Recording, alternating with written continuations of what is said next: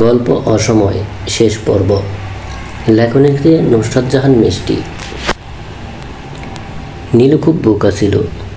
আমার ভাবনা অনুযায়ী সে বোকা, সরল মানুষ। কিন্তু তাও কিভাবে যেন সে শিউলি ভাবির স্বামীর সঙ্গে যোগাযোগ করল। আমি কখনো স্বপ্নেও ভাবিনি নীলু এতদূর যেতে পারে। এটা তার পক্ষে সম্ভব। অথচ সে শিউলি ভাবির স্বামীর সঙ্গে যোগাযোগ করে আমাদের বিষয়ে তাকে জানিয়ে দেয়। জানি না নীলু কোন উদ্দেশ্যে তার সঙ্গে যোগাযোগ করেছে। হয়তো ভেবেছিল লোকটা তার বউকে শায়েস্তা করবে, আমার সঙ্গে যোগাযোগ করতে বারণ করবে। হয়তো এই উপায়ে আমি শিউলি ভাবি থেকে মুখ ফুরিয়ে নেব। এই আশায় বোধ হয় নীলু এসব করেছে। কিন্তু এটা সম্ভব হয়নি। বোকা নীলু তো জানতই না শিউলি ভাবির স্বামী অন্ধপ্রেমিক। বউয়ের প্রতি তার অন্ধপ্রেম, বিশ্বাস। সে নীলুর কথা বিশ্বাস তো করলই না, উল্টো তাকে বকা দিয়েছে। তবে হ্যাঁ, শিউলি ভাবিকে এসব কথা বলে দিয়েছে। আর শিউলি ভাবির মাধ্যমে আমি জানলাম নীলু আমার অগোচরে এমন কাণ্ড ঘটিয়েছে। নীলু কতটা কষ্ট হাহাকার নিয়ে শিউলি ভাবির স্বামীকে বলেছে, ভাই আমি আপনার ছোট বোনের মতো, দয়া করে আমার স্বামীকে একটু আমাকে ফিরিয়ে দেন, একটু দয়া করুন, আপনার স্ত্রীকে সামলান।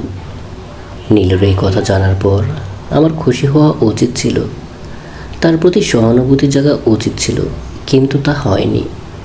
বরং হয়েছে রাগ।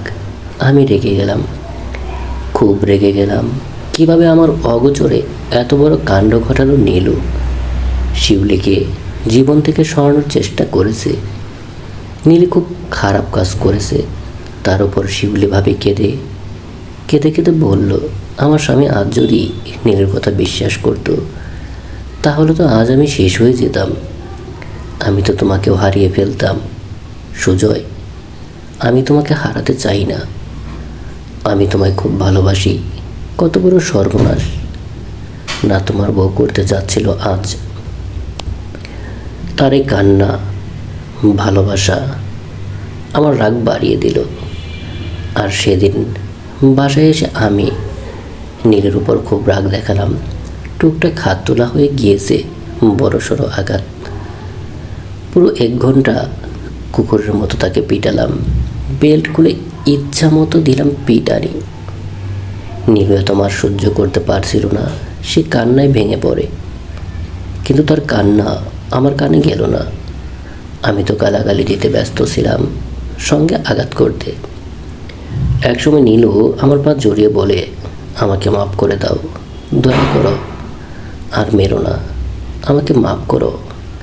আমি আর কখনো তোমার আর তার জীবনে বাধা হব না, ক্ষমা করো। তার ক্ষমা, তার ভেঙে পড়া আমার ভেতর থাকা পশুটাকে পৈশাচিক আনন্দ দিচ্ছিল। সে এক অন্যরকম আনন্দ। মন আপনতলে বলে উঠল, না পোষ মানবি না তো যাবি কোথায়? আমার সঙ্গে গরম, দেখলে মজা। অথচ তার এই পোষ মানার মধ্যে যে অসহ্য যন্ত্রণা লুকিয়েছিল, তা আমি না দেখে রইলাম। তার শরীর, মনের যন্ত্রণা আমাকে ছুঁতেই পারছিল না, কারণ আমি যে অমানুষীতে রূপান্তরিত হয়ে গিয়েছিলাম। সে রাতে নীলু হু হু করে শুধু কাঁদতেই ছিল। এর আগেও অনেক রাত সে কেঁদে কাটিয়েছে। তবে এই রাতের কান্না অন্যরকম ছিল, অন্যরকম যন্ত্রণার। কিন্তু আমি সে কান্নার গভীরতা অনুভব করতে পারিনি। উল্টো আমার মনের পশুটা সুখ পাচ্ছিল। আমার সুখ দ্বিগুণ বেড়ে যায় যখন নীলু কেঁদে কেঁদে তার মাকে ফোনে বলছিল, মা আমায় নিয়ে যাও, আমাকে আর মুন্নাকে একটু নিয়ে রাখো। তোমরা আমাকে খাওয়াতে না পারো, একটা কাজের ব্যবস্থা করে দিও, আমরা না হয় আমাদেরটা সে থেকে চালিয়ে নিব, প্লিজ। জবাবে তার মা বলে, তোর বাবা হার্টের রোগী, এখন সংসার ছেড়ে এসে তাকে মারতে চাস? একবার তোর সম্মান সব শেষ করলি, এখন আবার? দেখ মা, সংসার জীবনে এমন ঝামেলা হয়, একটু মানিয়ে নে। তার মায়ের এসব কথা আমাকে খুশি করে দেয়। তার কথা আমাকে বুঝিয়ে দেয় সে আমার কাছে বন্দি। তার বাবা মা, সমাজ মিশে সম্মানের ভয়ে কখনো তাকে ঘরে জায়গা দিবে না। নীলুর যাওয়ার কোথাও জায়গা নেই, আর না আছে তেমন শিক্ষাগত যোগ্যতা যা তাকে স্বাবলম্বী করতে পারে। তাই তার সঙ্গে আমি যাই করি না কেন তাকে আমার কাছে থাকতে হবে, মাটি কামড়ে। আর এটা বোঝার পর থেকে আমার আচরণ আরও বদলে যায়। এরপর থেকে জোরালোভাবে আঘাত করা শুরু করি, কখনো বেল্ট, কখনো হাতুড়ি, কখনো বা কাঠ দিয়ে আঘাত করিয়ে বসে থাকে। মাথা কেটে যায়, কোমর নাড়াতে পারে না, সেই অবস্থায় বিছানায় পড়ে থাকে। তাও চিকিৎসা করাই না। কখনো ভাবেনি তার চিকিৎসার দরকার, তবে আস্তে আস্তে মুন্না বড় হয়, তার মুখে কথা ফোটে। তার বাবা ডাক্তার মাঝে মাঝে অনেক কিছু ভাবায়। আমার মধ্যে ন্যূনতম বেঁচে থাকা মানুষটা অমানুষ থেকে বেরিয়ে আসার কথা ভাবে, সেটা ওই ভাবা অবধি। যখন শিউলির কাছে যাই, তার মিষ্টি মিষ্টি কথা শুনে মনে হয় এটাই আমার দুনিয়া। জানি না কী ছিল তার কাছে, তবু সে আমার কাছে অনেক প্রিয় ছিল। নীলুর জন্য জীবনে যা কিনিনি তা সব শিউলির জন্য কিনেছি। বিবাহিত জীবনের প্রথম দিকে টানাটানি ছিল, চাকরির বেতন ছিল স্বল্প। তখন নীলুকে একজন ভালো স্ত্রীর মতো সুখ মুখ প্রসাধনী ব্যবহার করা বাদ দিতে হয়, সেই সঙ্গে আরও অনেক কিছু বাদ দিতে হয়। তাই সেভাবে মেয়েদের কোনো প্রোডাক্ট চেনা হয়নি, কিন্তু শিউলির সংস্পর্শে এসে সব চিনেছি। তবে সেই চেনা শিউলির জন্য নিয়ে আসায় সীমাবদ্ধ ছিল, নীলুর জন্য এসব কখনো হয়নি। এভাবেই চলছিল জীবন। পাপ মানুষকে খুব আকর্ষণ করে, খুবই বিমোহিত করে রাখে। তাই তো শিউলি আমার দুনিয়া হয়ে উঠেছে। তবে ধীরে ধীরে শিউলির বাচ্চারা আরও বড় হয়, তারা কিছু একটা বোঝছিল। ছেলেটা তো বলেই ফেলতো, তোমার ঘরে চাচা কেন আসে মা? এসব তো খারাপ কাজ, সবাই তো বলে খারাপ, তুমি এসব করো কেন?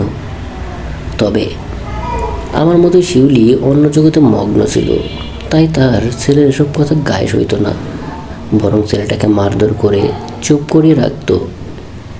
এসব বিষয়ে অন্ধের মতো থাকতে বলে দিত। তবুও ছেলেটা কথা বলতো। তার এসব ভালো লাগতো না, মায়ের অধপতন সহ্য হতো না বোধ হয়। তবে তাতে আমার বা শিউলির কিছু যায় আসতো না। এর মাঝে নীলু এসে শিউলির হাতে পায়ে ধরে। আমি জানি না নীলু নিজেকে এতটা ছোট কেন করছিল। হয়তো এখানেই থাকতে হবে, তাই স্বামীর মনটা নিজের দিকে ঘোরানোর শেষ চেষ্টা। তবে শিউলির কি মন গলে না।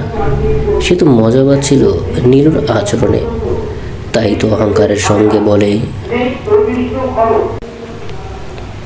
নিজের স্বামী ধরে রাখার মরদ নেই, আসছে আমাকে থামাতে। এই, আমি কি তোর স্বামীকে ডেকে নিয়ে আসি? ও আসে। তুই তোর স্বামীকে ধরে রাখতে পারিস না, তুই ওকে আসতে মানা কর, তাহলেই তো হয়। এসব শোনার পর নীলু তার সঙ্গে ভদ্রভাবে কথা বলে, নরম গলায় বলে, আপনি তো একটা মেয়ে হয়ে এভাবে অন্য এক মেয়ের ঘর ভাঙতে পারলেন ভাবি? নীলু নরম গলায় বলছিল, কিন্তু শিউলি এটা নরম হিসাবে নেয়নি। এই সামান্য কথা মাইন্ডে নিয়ে নেয়, যা নয় তা বলে গালিও দেয়। শুধু কি তাই, নীলুর ক্ষমতা নয় ভালোবাসা পাওয়ার, শিউলির ক্ষমতা রয়েছে বলেই আমি এবং তার স্বামী দুজনেই তাকে ভালোবাসি।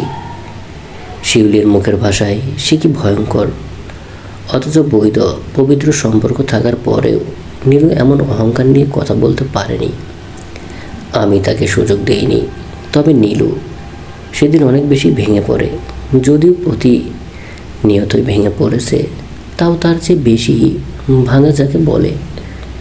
তবে সেদিনের ঘটনা এমন হলেও আমার কানে সেটা ভিন্নভাবে এসে পৌঁছায়।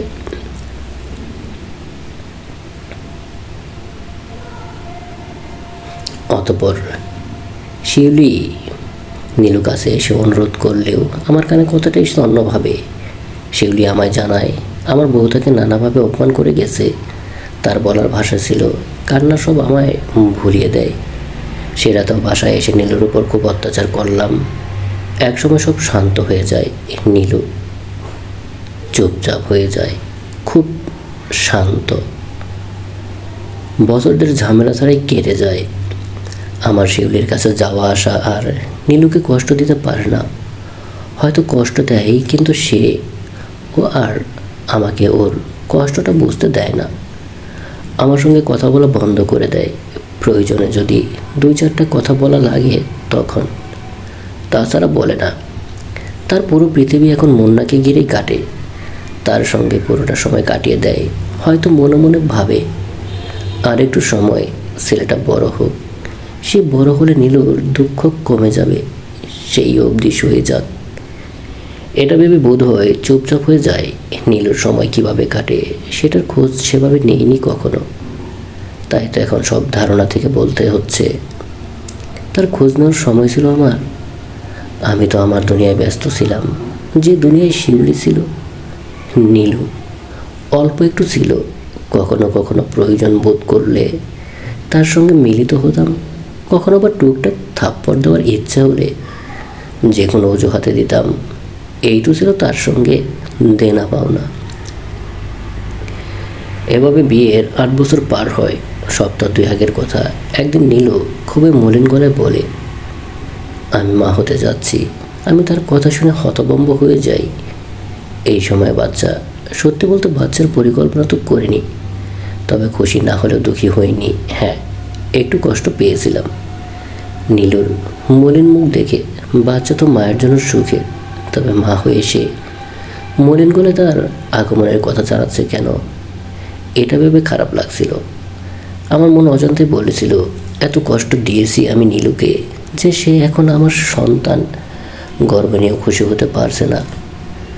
জানি না এটা এই সত্য কিনা, তবে মনে হয় এক মুন্নার জন্য তার জীবনটা বাধা পড়ে রয়েছে। মুন্না না থাকলে হয়তো এ জীবন থেকে মুক্তির জন্য আত্মহত্যা করত। তার মুখের দিকে তাকিয়ে এই নরকে মানিয়ে নিয়েছে। তার মধ্যে এখন এই দ্বিতীয় সন্তান। এটা নীলুকে খুশি দিতে পারেনি, এটা তার জন্য ঝামেলার বোধ হয়। তবু মাতৃহৃদয় তো তাকে অবহেলা করতে পারেনি। তাই তো সন্তানটা নষ্ট করার কথা ভাবেনি।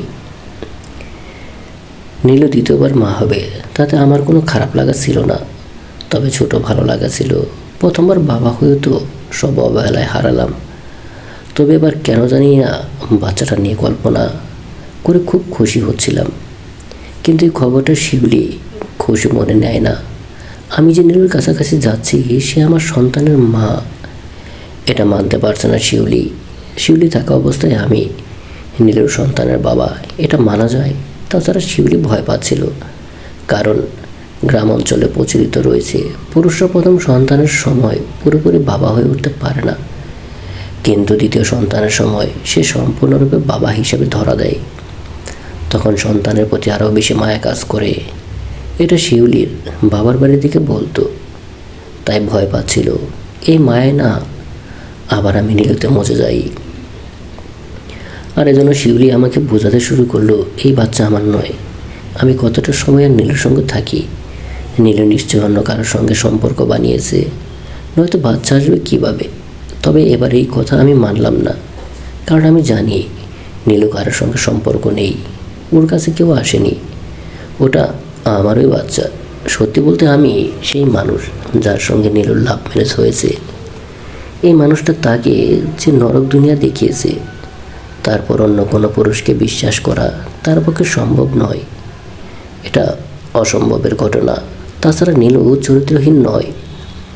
ও বাচ্চার বাপ আমি, না হলে সে কখনো আমায় জানাতো না।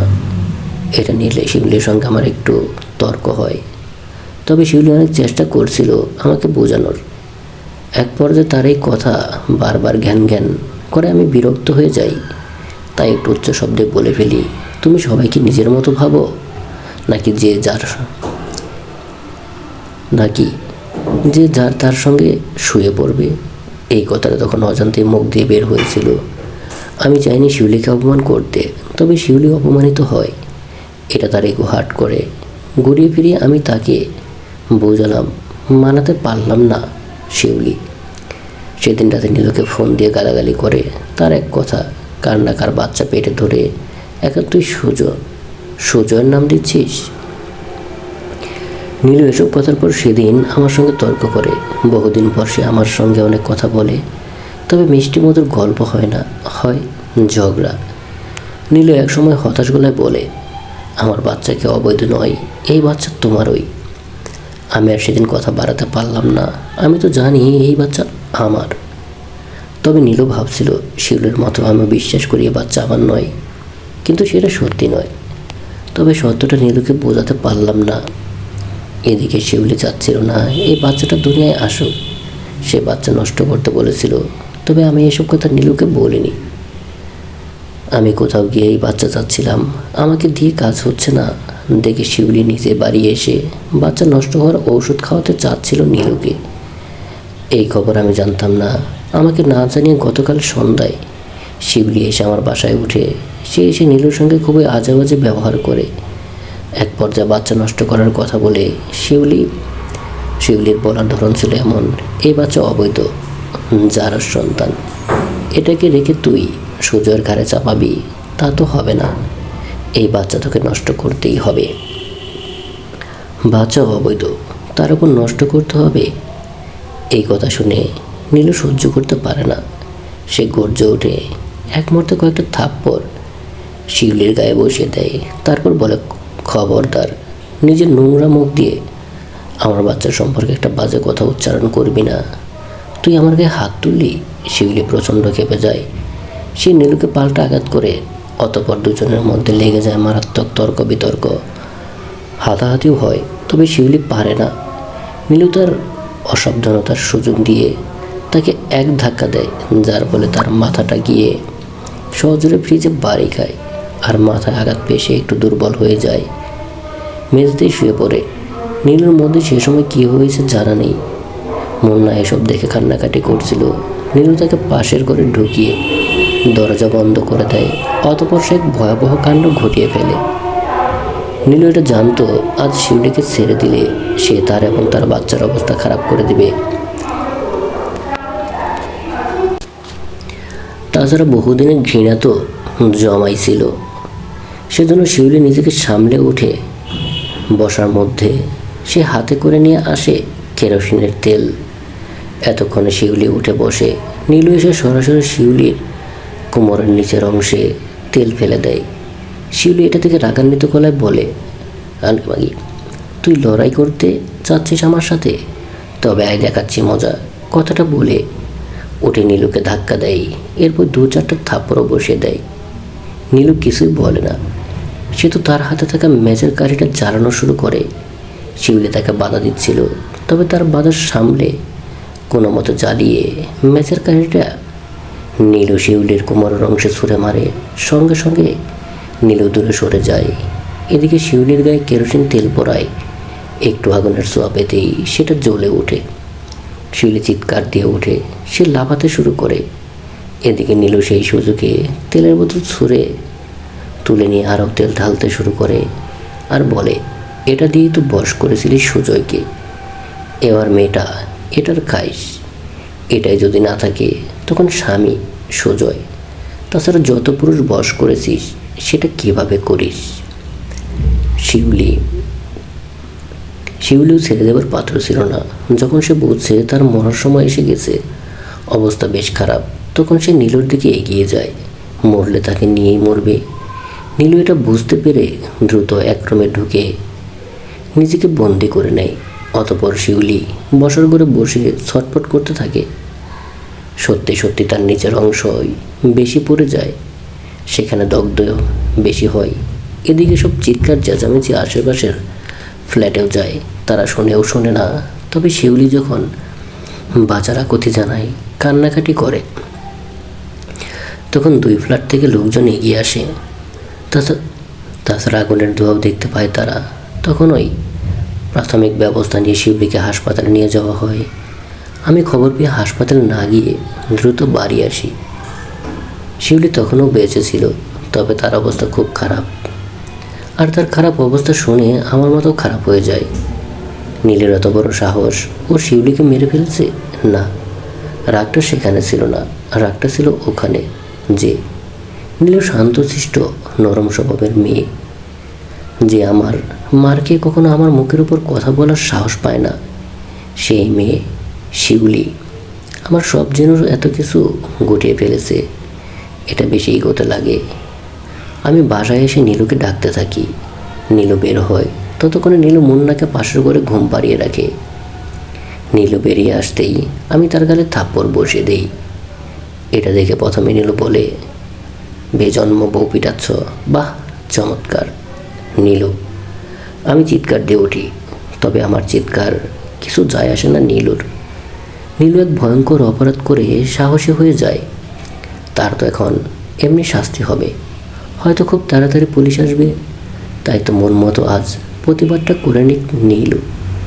তাই নীলু আমাকে আর শিউলিকে যা নয় তাই বলা শুরু করে।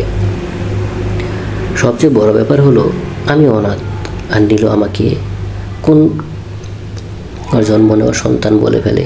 তাই আমার স্বভাব এমন। একে তো শিউলির ওই অবস্থা, তার মাঝে নীলুর এমন কথা, সব মিলিয়ে আমি হয়ে যাই পশু। অতঃপর লাথি থাপ্পড় একের পর এক চলতেই থাকে। নীলের পেটে একের পর এক লাথি দিলে তখন নীলুর হুঁশ ফেরে। সে বাচ্চার জন্য বাঁচার আকুতি জানায়, পেটে আঘাত করতে বারণ করে। কিন্তু আমার কি সেসব শোনার সময় আছে? নাই তো। আমি তো তখন আস্ত এক জানোয়ার হয়ে গিয়েছি। আমার মধ্যে অন্য এক সত্তা ঢুকে পড়েছে যেন। এমনটা হয়তো শিউলি আসার পর নীলুরও হয়েছে। তবে নীলু তো তাও অনেক সহ্য করেছে, সহ্য শক্তি হারিয়ে গেছে বলেই এমন করলো। কিন্তু আমি কেন করছিলাম? হয়তো অমানুষ বলে, তাই তো নির্দোষের মতো তাকে পেটাতে থাকি। এক সময় তো হাতের কাছে পাওয়ার কাঠের চেয়ার তুলে পেটের উপর একের পর এক আঘাত করতে থাকি। যতক্ষণ না আমি ক্লান্ত হই ততক্ষণ অবধি তাকে মারতেই থাকি। এতক্ষণ নীলু জ্ঞান হারিয়ে পড়ে গিয়েছে, তার সারা শব্দ নাই দেখে আমি হাসপাতালের উদ্দেশ্যে বেরিয়ে যাই। আমি হাসপাতালে এসে খবর পাই শিউলির অবস্থা জটিল, বাঁচার সম্ভাবনা রয়েছে, বাঁচবে, তবে তার নিচের অংশ খুব বাজেভাবে দগ্ধ হয়েছে। কয়েক ধাপে সার্জারি করার পরেও কতটা কি ওখানে ঠিক বলা যায় না। ডাক্তাররা নিশ্চয়তা দিতে পারছে না। ইতিমধ্যে খবর পেয়ে শিউলির বাপের বাড়ির লোকজন আসে, তার স্বামীও ফোনে ফোনে যোগাযোগ রাখছে, পুলিশকে দ্রুত ব্যবস্থা নিতে বলছে। পুলিশ এখানকার পরিস্থিতি দেখছিল। শিউলির পক্ষ হয়ে নীলুর বিরুদ্ধে এখনও কেউ মামলা করেনি। প্রতিবেশীরা জানিয়ে দিয়েছে তারা শুধু তাকে আহত পেয়েছে, এসব কে করেছে জানা নেই। এখন তারা হয়তো শিউলির মুখ থেকে অপরাধের নাম শুনে নিশ্চিত হয়ে নীলুকে ধরতে যাবে। ভোরের আলো ফুটতেই আমি বাড়ি ফিরে আসি। তবে বাসা আসার আগে নীলুর নামটা পুলিশকে বলে আসি, তার বিরুদ্ধে ব্যবস্থা নিতে। শিউলি হয়তো আধো আধো কণ্ঠে নীলুর নাম বলছে। পুলিশ খুব শীঘ্রই নীলুকে ধরতে আসবে, তার আগে আমার একটু তাকে দেখতে আসা। ঘরে তো এসেছিলাম নীলুকে আরও সাহায্য করতে, তবে ঘরে এসে আমি নিজেই শেষ হয়ে গেলাম। গত রাতের মার সহ্য করতে না পেরে বাচ্চা তো পেটেই শেষ, তবে তলপেটের আঘাতে খাওয়ায় অতিরিক্ত রক্তক্ষরণ হয় নীলুর। সারা রাত ওভাবে পড়ে থাকায় রক্তক্ষরণে নীলু মারা যায়। আমি এতই পাষাণ যে যাবার সময় ফ্ল্যাটে তালা মেরে গিয়েছিলাম, তাই কেউ ঘরে এসে নীলুর খোঁজও নিতে পারেনি। আর নীলুর এই মৃত্যু আমার হৃদয়ে বহু বছর পর ধাক্কা দেয়। শুধু কি নীলু, সঙ্গে তো বাচ্চাও ছিল। নীলুর নিথর দেহ পাশের করে মুন্নার মামা কান্নার শব্দ শুনে এই প্রথমবার আমি আমার অপরাধ উপলব্ধি করলাম। তবে সেটা অসময়ে, যখন কিছু করার ছিল না।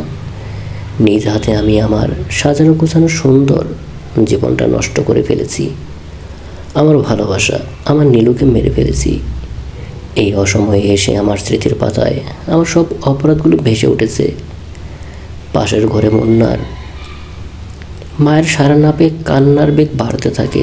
তার কান্নার সঙ্গে অদৃশ্যকেও যেন আমায় বলছে, বাবা তুমি খুনি, তুমি আমায় মেরে ফেলেছো, আমার ভাইয়ের কাছ থেকে মাকে কেড়ে নিয়েছো, বাবা তুমি খুনি।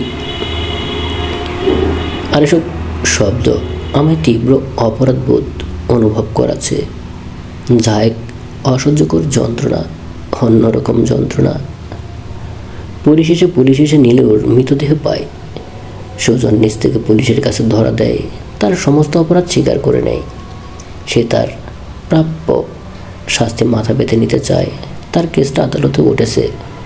অন্যদিকে মুন্নার দায়িত্ব তার নাড়ানাড়ি নেয়, যারা মেয়ে হারিয়ে এখন আফসোস করছে। তার বাবা মা নামের কলঙ্ক, সমাজ নামক এক মিথ্যা সম্মানের ভয়ে তারা তাদের আদরের মেয়েটাকে একেবারে শেষ করে দিল। আর এখন অসময়ে এসে তাদের উপলব্ধি হচ্ছে ভুল করেছে। মেয়েটাকে নিজেদের কাছে এনে রাখলেই পারত। অন্যদিকে শিউলি বেঁচে রয়েছে, তবে জীবন্ত লাশ হয়ে। তার নিচের অংশ প্যারালাইজড হয়ে রয়েছে।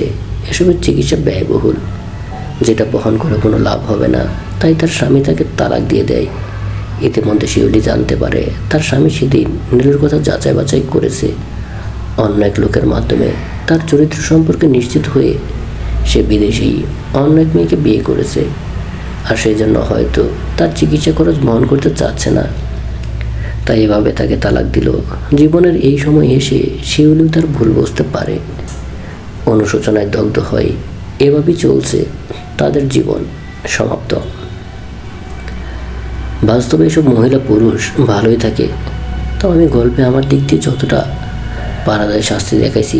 তবে হ্যাঁ, বাংলাদেশে পরকীয়াকারীদের জন্য এক ভয়াবহ আইন পাশ হওয়া উচিত। এটা করলে এই দেশে অর্ধেক সমস্যা শেষ হয়ে যেতেও পারিবারিক সমস্যা আর কি।